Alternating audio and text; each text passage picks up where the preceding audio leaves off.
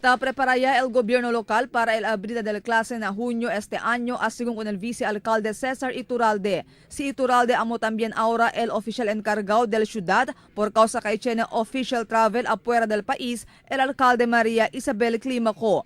Según con Iturralde del otro día, yaman junta el plan balik eskwela donde uno del mag-asunto ay diskuti sila amo el tráfico.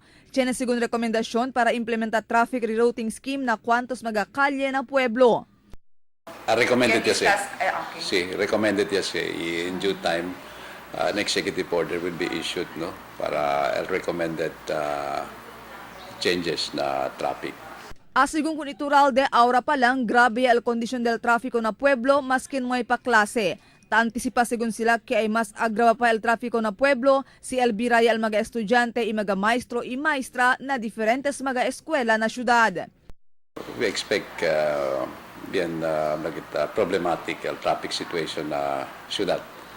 Por eso gane, ya recommend the traffic division with the disaster risk management officer que man tiene one-way rerouting, about parking, tiene mga kwantos cambio. El city man issue executive order for the purpose. Tiene también según sila plano para aumenta con el mga personajes quien ayuda vigila con el tráfico na diferentes mga kalye.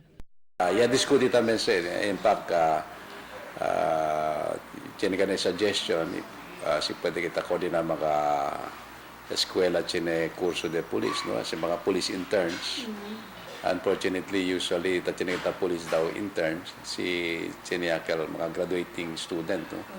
So tabre kita na eskwela na pero uno sila na mga ta-diskuti, no, para pwede kita sa additional personnel para ayudaman man ang traffic. Finaliza también según sila con el implementación del seguridad na diferentes mga eskwela, operasyon del mga dormitorio, sanitasyon y otro pa.